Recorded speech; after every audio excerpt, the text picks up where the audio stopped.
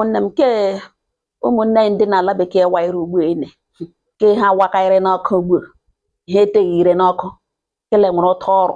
ọrụ dị mma ma otu ihe m na-akụ ngala ugbu ene kelewa akụkọ ka e bịara n'abalị mana the same akụkọ yiri ya abịala 2 days ago otu akwa ka onye nke ahụ kpọga ka ya achọrọ m igbu oge ọnụ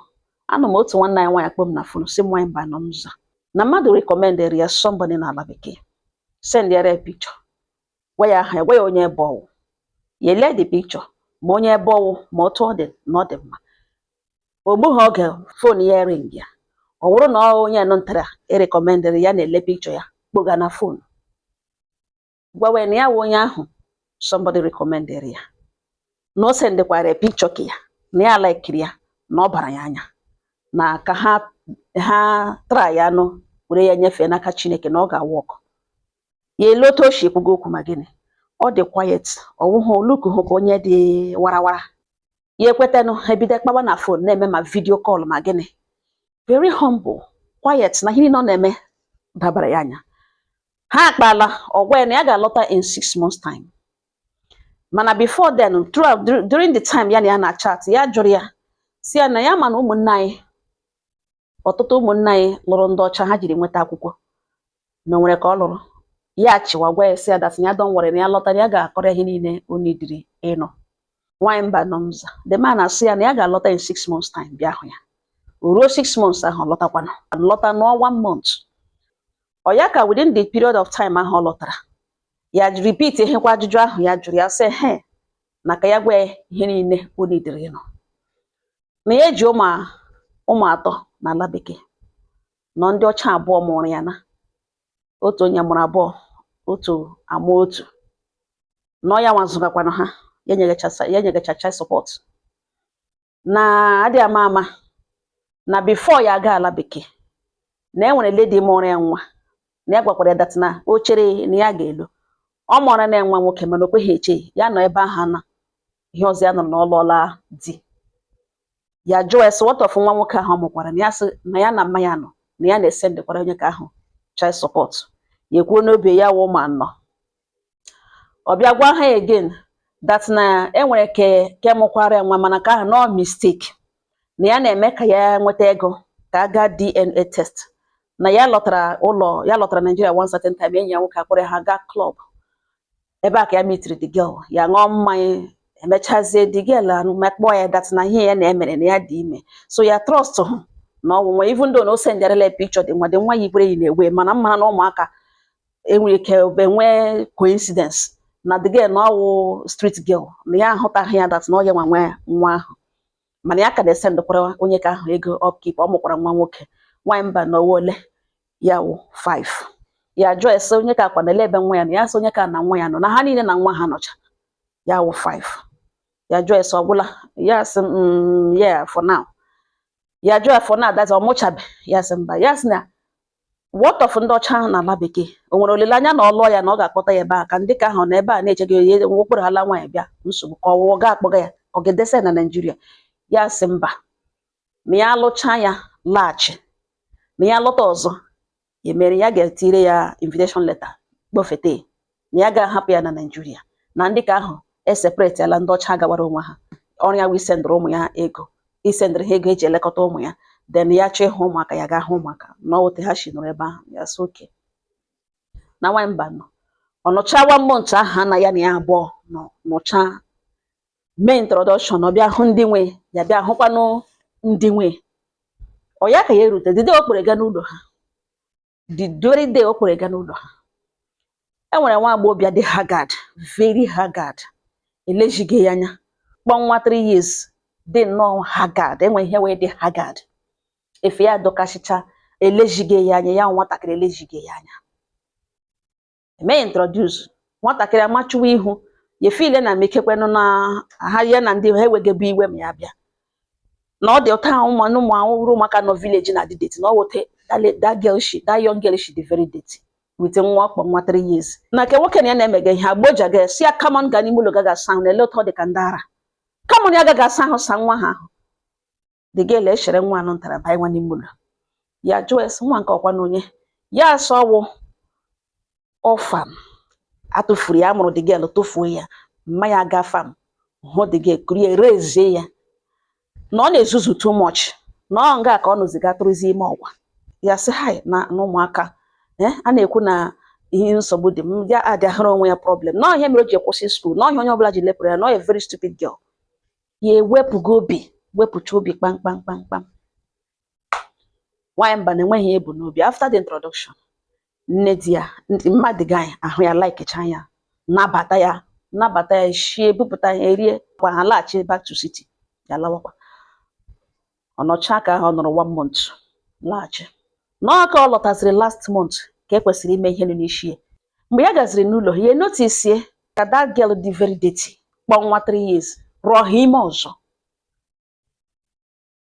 Ya jụọ esi this girl ọrọ ha n'ọzọ lụọlazi ya sị hapụga stupid girl anụ ọhịa stupid na-ama ihe si hapụga na anụ ọhịa na ya ga next time ọ mụchaghala nwa ugbo na ya ga-esend ya back to orphanage ebe o belong. Ya sị China o nwetara obere skọskọ ya si ya mahụ that girl na ọ dị stupid na ọ na-emesi iwe ya chọghị iji anya ahụ that girl ya kọpụrụ ya. Nwanyị Mba nọ Nza na ya nọzi somebody esendere message na WhatsApp. Onye ahụ esendere ya picture ya nwa agbọghọbịa dị ime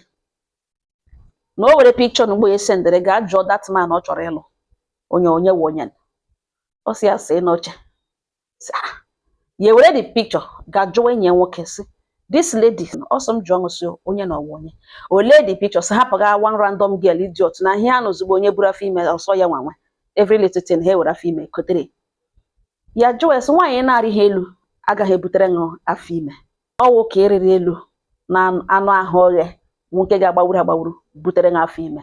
Why iji adị careless like this? Na efidiri na ihe ndị ọgọchiri na ozuole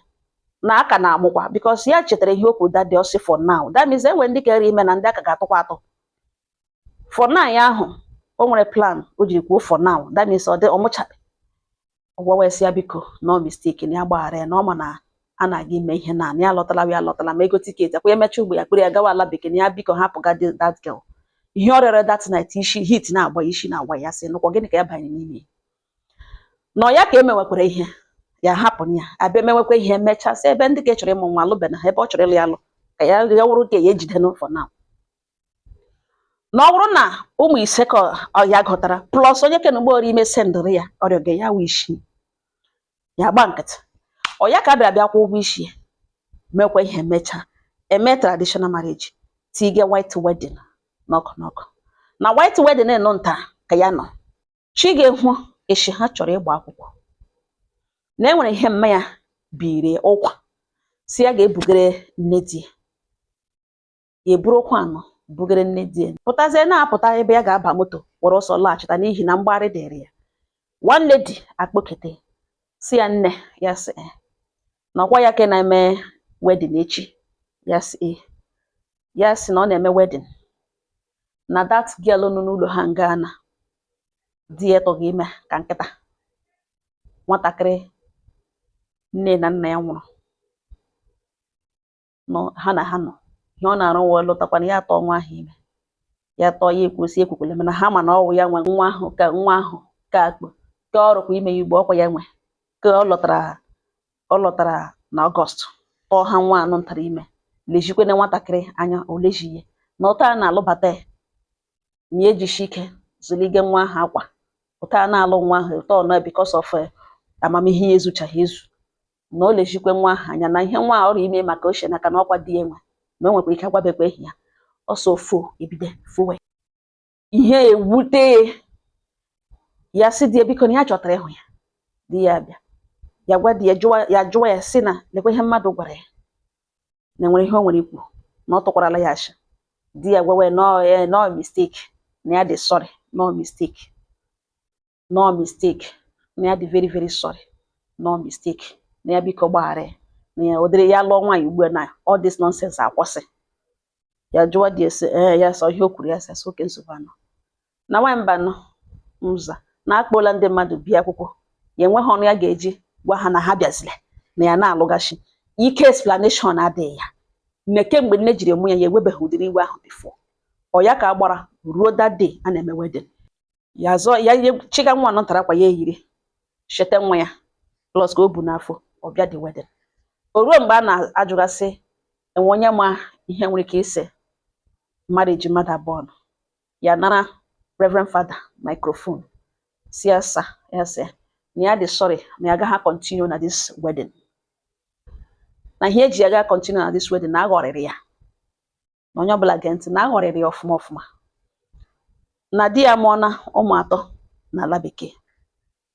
na enwere ka ịmụọrọ ya nwa na Nigeria o sendịga ego eji elekọta gị ka ya wele 4, na enwere ka dị ime now na-amụbeghị amụ ọmụọka ahụ na ya wụ 5, enwere ka onye ọ hụrụ na klọb mụọrọ ya nwa ọsọ wụ ya ka enwe ka ahụ not just one night ka ahụ o sendịkwa ego eji eleta gị na now lekwe nwa na ugbu a na-awụ asọwa ọfan lekọta ga ya na mmanya nọ na-agalige mmanya ojii, nwa na ugbu a na ọwụ this man tụrụ ime kele akpọ ngala ugbu a ka ebukwe n'afọ ọkwa ya enwe ihe gbasara ụta nwa ugbu a na ọ naanị n'abalị yesterday ka ọ gwagabe ya na ya mgbe dide ya hụrụ nwa na o mere introduce n'ụlọ ya jụrụ ese okwe ha gwa ya eziokwu, ọ bịa mechaa ihe dị n'isi taa ka emege wedding na ọ n'abalị ụnyaahụ ka ọrịọ gabesi agbaghara ya, nwa na ugbu ebu n'afọ ya nwenwe ka a na-eche n'aka ya nwenwe efe na ugbu a nwa na oyi na ọ ya zere ya na nwa dị ka onye ara na ya agaghị alụ, na ihe ejiri gba nkịtị nwoke ndị mmadụ bịa ka ha ji anya ha ji ntị ha hụ ihe mere na ya eji aka ọlụga the wedding off. Ọ si ekwe ekwucha move ebe niile hụrụ ọkụ a na-etisi nụkwa enụkwa because ya nwa sị na ọ chọghị elaborate wedding, ọ chọghị much or few friends ka a kpọrọ na 2 families na bịa ha bịa mewe invite kpokọwa ndị niile ma ọ few family friends nọ ndị bịara that wedding na very small and portable hall. Onye ọbụla dị surprise ejiri nwayọ pụọ eji banyere onwe moto lụwa na ihe anọzi n'elu ya na-awụ ma nne die ma nke nwoke ha threaten gị na ọ gịnị mere ya ejiri disgrace ya n'ihu chọọchị nga emege wedding, na mgbe ya mara ya nwere this plan, na mgbe ya gwara na n'abalị na why you cancel the wedding, why o ji mee ya allow ya abịarute ya wụrụ n'ihu ọta ka ọ ga-eme that nonsense, na ya emecha anya na ya emecha ya na the other day police abịa mee ya arrest, ya jụọ police onye sendịra ha ekwuo, ya jụọ police ọsọkwa na o mere gịnị ha akọwakọshụwa charges niile, ya gwa police ihe merenụ, police akpọwesị ya bịa okwe ha abịa na ugbu a naanị ya nọga n'ụlọ ashịna ihe nne di ya emegezu every time ya na-etretin ya na ya ga-emeki sure na ọlụ di, na ya ga-emeki sure na ya nwụrụ, na ya ga-agbachu ihu na otu o si gbachu ezinụlọ ihu na ya ga-agbachu ihu na njudele mba ụwa ma enwere ka ya mere ya na-emete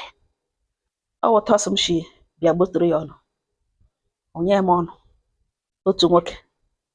aghụghọ baby factory seed ọkụkọ ịnụ ketekpa aka ọṅụ nwa mmemme mistake tụha ụkwụ aka ịga seed n'ime ọkụkọ ebe niile nwoke na-akụ nwedaga mkpọrọ ebe niile ma ndị shịrụ ma ndị na-asa abụ mmanya ma ndị akwụna na klọb ma ebe niile ma ndị ọcha mgbụrụmgbọ kwana ịkọ mkpọrọ ebe niile amụsọ nwa